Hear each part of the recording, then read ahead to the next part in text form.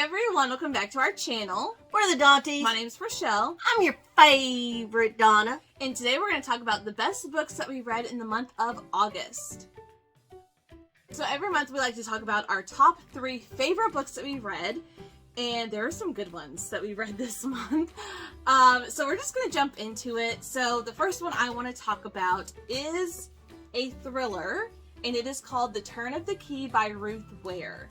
So, have you read this one? Not yet. It's on hold. Okay, this one is really fun.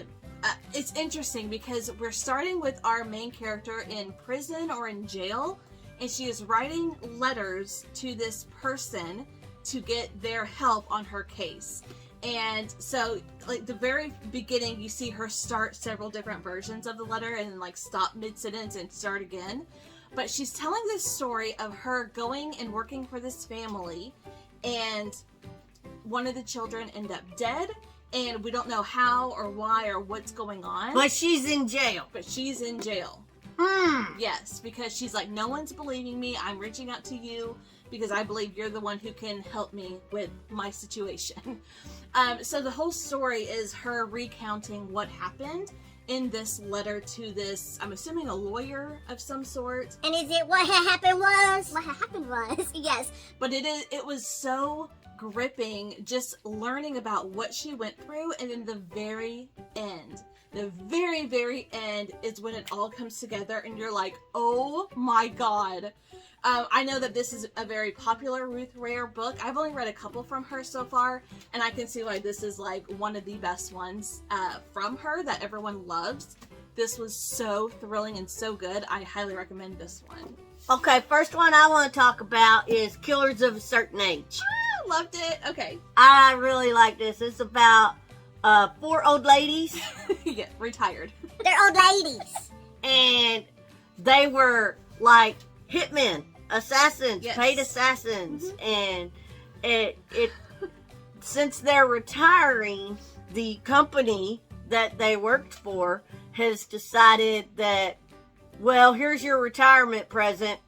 Boom, you're on our list, and there's people out to get you. Yes. And it's very interesting reading through these old lady hitmen and what they're doing about people that are in their line of work coming after them. And yes. It's very fun. It's very interesting. Yes. You get kind of flashbacks of In their prime. when they were in their prime, and before they was old ladies. But even as old ladies, they still pretty damn good. Yeah, and it was so funny and relatable as far as like they complain about back pain and having to hold their bladder, like just things that happen as you age. Like, it was so funny how they're trying to be these tough VAs. women, and well, my body's not what it used to be. So 20 years ago, I could have done this no problem. right. It was a very fun time. I think it's a thriller. Mystery, maybe more mystery than thriller, but it was very funny as well. It was very good. Yeah, I liked it. Okay, the second book I want to talk about is something completely different, and I only picked this up because I saw Kayla from Books and Lala read this and rate it 5 stars, and the premise sounded super interesting, so I actually found it for like $2.99 at Ollie's Bargain Store, and I was like, I really want to read it, and I'm so glad I did. It is called Una Out of Order by Margarita Montemor, and I gave this 5 stars. So this, I would say, is more just literary fiction. And we're following our main character, Una, who is 19 years old. And she's at a New Year's Eve party. It's like 1981, 82, like in the early 80s. And her birthday falls on New Year's Day. So she's at this New Year's Eve party. And next thing she knows, she is 51. It is 2015, I think, when she's 51, and she has no idea how she got there. And she's like, this is not my body. Like, I'm old. I have wrinkles. My belly has kind of expanded or whatever. And she's like, I'm 19 years old. I'm turning 20. What is going on? Come to find out, she is living every year of her life out of order. So she wakes up, or she just happens to fall into 2015 when she's 51. She lives that entire year as if, it was a regular year. And then the next New Year's, she goes to 1994 or something, and she's 28. And she's living that whole year, and it's really interesting how it's put together, because she has the memories of her first 19 years of life, and then when she was 51, like everything in between she has no memory of until she goes and lives it. And again, her life is all out of order, but it's a lot of stuff is really, like, it really makes you think about, like I was talking to you guys yesterday, that, if I was 19 and I woke up and I was my current age, like, how did I get here? What is all this stuff? What happened between then and now? And you don't know until you go and live that year. And it's all out of order. It was so interesting to follow, and knowing that the memories that you have are the ones that she has. So you don't know, just like she doesn't know what happens in between these little time jumps. But the moral of the story is, just live your life one year at a time, and it may not feel like things are changing, but if you were to look back 10 years from now and jump to now, like, there's a lot that happens and a lot of changes take place to make your life what it is today. I loved it. It was so entertaining, and I really liked our main character as well, and everything that she goes through and things that she finds out after the fact. It was really entertaining. I loved it so much. So good. That sounds weird. It was so good. I can't imagine, because my life Right? is way different now than when I was 18, And 19. maybe what you thought it was going to be. Wow. Even at that point, you have your vision of what you think your life is going to be, and then in reality, nope. Nope. My next one is With a Kiss We Die by L.R. Dorn. Yes. Um, This is one I made you read. I really liked this one. It had the podcast element, Yes. and y'all know I love my murder stories. Yes. So, listening to the audio of this one with the podcast element to it, I really enjoyed it.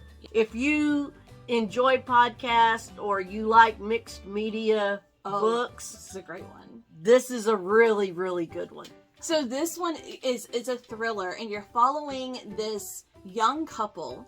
I think they're in college, and they are about to be accused of murdering the boyfriend's parents. So they invite this true crime podcaster to come and interview them and follow them before they actually get charged and arrested or whatever, to get their side of the story. Because if you listen to, like, true crime stories or podcasts or your murder stories, It's a murder story. it usually happens after the fact, and it's only based on the prosecution side of it and what evidence is found and what their narrative is. And so with this young couple, knowing that his parents were found murdered, they're like, you know what? We're going to share our side of the story. So we're going to invite the most famous true crime podcaster at the moment and have her come and follow us around and do a podcast on our side of the story, and how Before it ever gets before to it court. actually anything happens. But they know that the police are targeting them. So that's what the book is about. And every podcast episode is, like, in real time. And you're listening to the podcast episode every chapter. So you're following her, like, when she goes and she meets with them, and she drives them from here to there, all this stuff and what happens. You hear it directly from her point of view, it was really entertaining. I loved it so much. It's a good one. Okay, you guys, my last one is probably my favorite thriller I have read this entire year. And if you remember last year, whenever we read No Exit, this gave me all of the same feels. And that is a brand new book called The Last One by Will Dean. And there is so much that happens. First of all, just know it's... I read this one too. Yes. We were kind of debating who got to talk about it. She let me have it. So this one Well, you did read it first. I did, and I made you read it. Like, I was begging you to read it. So this is about 130 chapters, but within less than 400 pages. So it's a very, very, very short chapters, and very quickly goes into everything. So you're following this 51-year-old woman and her boyfriend. They are going on a cruise from a continental cruise from Europe to New York. Mm-hmm. And she's never been on a cruise before. So at the very beginning of the book, you see them get onto the cruise and kind of like navigate their first evening and whatever. They go to sleep. And at the end of the first chapter, she wakes up and she is the only person on this huge, gigantic cruise ship. So when she told me this, Yeah. I told her, I said, you cannot read this book because we will never go on a cruise again. And I like my cruises. Luckily, the next vacation is not going to be a cruise, so maybe by the time we actually do go cruising, I'll have forgotten about this. But you guys, that is all we can say about this book without giving any spoilers. But just know it is basically a locked room thriller, very similar to No Exit. There are no, like, flashbacks or chapters to the past. Like, she'll, like, bring up memories and things, but they're very brief. There's not, like, 2 timelines you're following, like, no, in most it's thrillers. Straightforward. This is it. Yes. We're on this ride together. Yes. And very much like No Exit, it's very action-packed. It's very thrilling. There's so many cliffhangers that leave you wanting to keep reading, which is why it goes by so quickly. And this ending, I told her if I owned the physical copy of this book, I bought it on Kindle, but if I owned the physical copy, I would have thrown it across the room. I was so devastated and shocked and just unbelievable how this book ended. My jaw was on the floor. I could not believe that's how it ended. Now, the book ends in a way that there could be a sequel, but I sincerely doubt it will. I think it's more of like, this is what's going to happen next and leave it to your imagination, because I don't think a second book would be successful, because now that you know what actually happened on this cruise, you're going to see the same patterns, and I don't think that's going to happen. But you guys, if you read and loved No Exit and want that thrilling, heart-pumping, oh my god feeling throughout the entire book, this is the one. And I need to reread No Exit, because I don't know which one I liked better, but Wow. It's like one of my top favorite thrillers. It was so good. I'm still thinking about it, and oh my god, it was so good. Everyone needs to read this book. Everyone. Pin worked up again. Okay. Alright, last one for this video. I read The Best of Friends by Lucinda Berry. And it's about 3 women that were best friends all growing up, and they're grown up now. They all have families of their own. They live relatively close to each other, and their children have grown up as best of friends as well. Okay. And at the beginning of the book, there is a tragedy at one of the 3 original best friends' houses where one of their sons has been killed. Oh.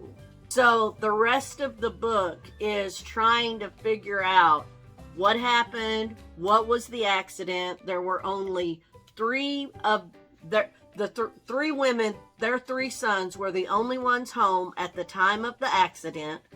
One of them is dead. One of them is in the hospital in a coma. And the third one is basically gone radio silent. Oh. And he's so traumatized that he's not speaking to anybody. I really enjoyed the family drama, the friendship drama, because when you're 3 people having best friends with these 3, somebody always feels left out of something. Right. And that's in there throughout the whole book, and where people feel left out. And it's really good. And the twists that come in, you're like, didn't see that one coming. It is on KU, right? Mm-hmm. Kindle Unlimited, so maybe I'll check it out. I really enjoyed it.